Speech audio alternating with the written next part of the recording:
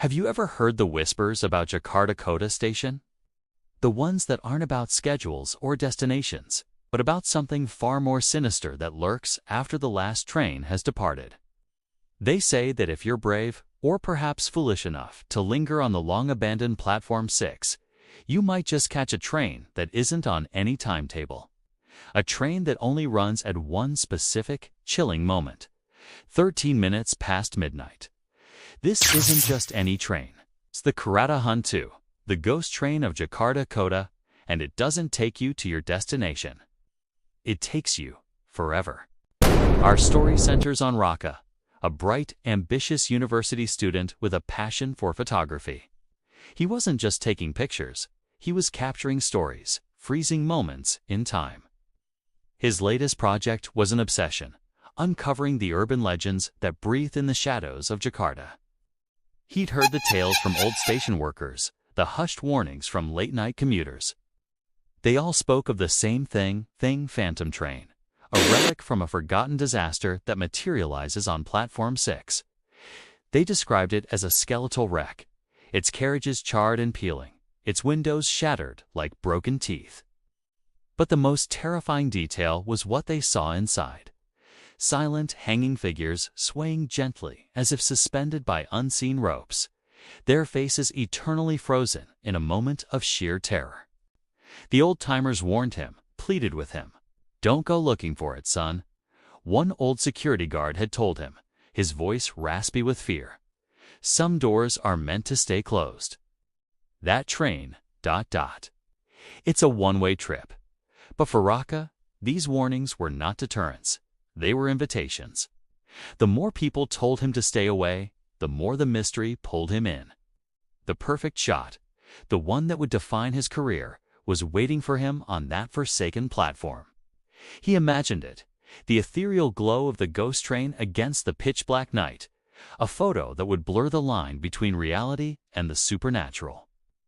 He was convinced it was just a story, a spooky campfire tale for a modern city.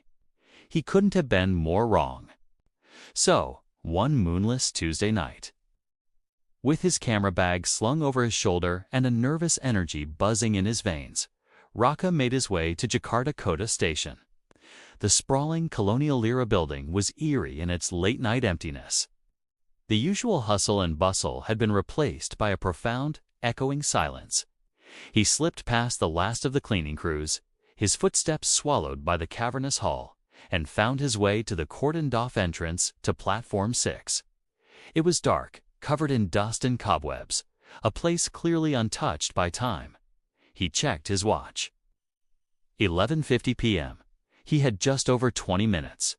He set up his tripod, his heart pounding a rhythm against his ribs that was a mix of excitement and a primal, creeping dread he refused to acknowledge. The air grew heavy, thick with an unnatural chill that had nothing to do with the night breeze. The distant city hum seemed to die away, replaced by an unnerving silence.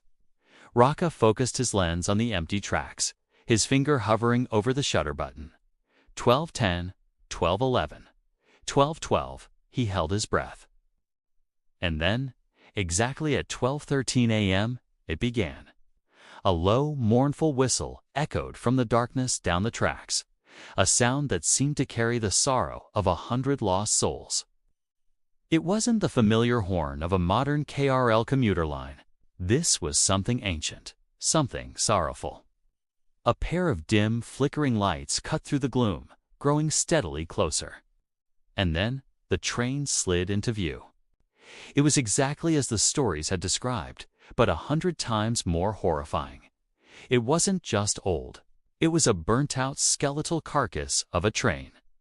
Rust and soot covered every surface, its metal skin peeling away to reveal a charred frame. The windows were gaping, jagged holes, and through them, Raka saw them. The passengers, they weren't sitting or standing.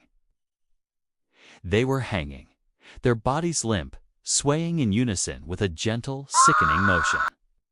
Their heads were bowed, their features obscured by shadow. But Raka felt their collective despair, a cold wave of misery that washed over him and chilled him to the bone. He fumbled for his camera, his hands shaking. This was it. The shot? He started snapping pictures, the frantic clicking of the shutter, the only sound breaking the ghastly silence.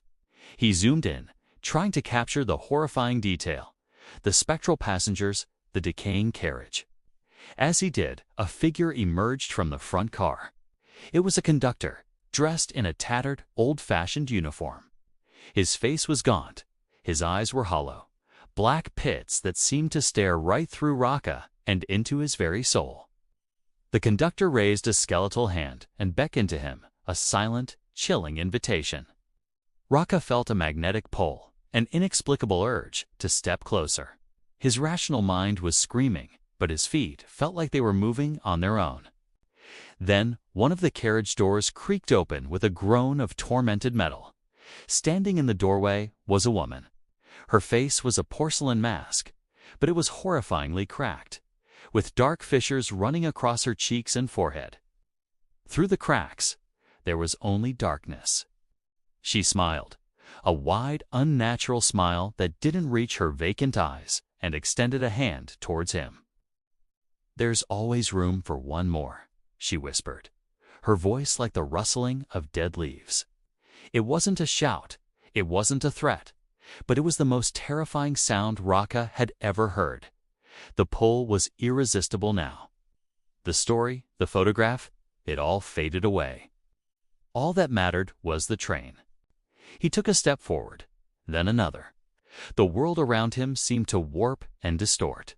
The platform, the station, the city lights, it all dissolved into a blurry haze. The only thing that was real was the open door of the ghost train and the cracked-faced woman waiting for him.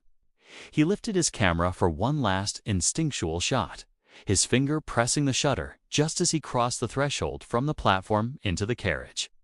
And then, as the clock ticked over to 12:14 a.m., the door slid shut with a deafening final slam. The mournful whistle blew once more, and the KERETA HANTU, the ghost train of Jakarta Kota, slowly pulled away from Platform 6, fading back into the darkness from which it came, taking its new passenger with it. Raka was never seen again. His family filed a missing persons report. The police searched, but it was as if he had vanished into thin air. His friends couldn't understand it. He had been so full of life, so excited about his photography project. Weeks later, a security guard doing a routine check found a camera, still on its tripod, on the dusty, forgotten Platform 6. It was Raka's camera. The police developed the photos. The first few were clear, sharp images of the empty, dark tracks. Then came the terrifying sequence, the approaching lights, the burnt-out train, the hanging figures inside.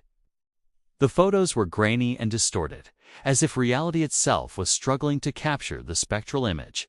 But it was the very last photo on the roll that made the investigators' blood run cold. It was a selfie. The photo was taken from inside the train, looking out towards the platform. In the foreground was Raka's face, twisted in an expression of pure, unadulterated terror. His eyes were wide, his mouth open in a silent scream. And behind him, reflected in the broken glass of the carriage window, was his own camera, sitting alone on its tripod on the empty platform he had just left. He had become one of them, a lost soul, forever a passenger on the midnight train, doomed to ride the rails for eternity. So if you ever find yourself at Jakarta Kota Station late at night and you feel a strange pull towards the darkness of Platform 6, remember Raka. Turn around, walk away, and don't ever look back. Some trains aren't meant to be caught. Thank you for watching. If you enjoyed this chilling tale, be sure to like this video, subscribe to our channel for more urban legends, and hit that notification bell so you never miss a story from the shadows. Stay safe and stay curious.